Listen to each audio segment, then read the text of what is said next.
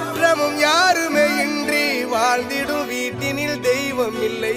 பாசங்கள் நேசங்கள் ஏதுமே இன்றி வாழ்ந்திடும் வாழ்க்கையோ வாழ்க்கை இல்லை.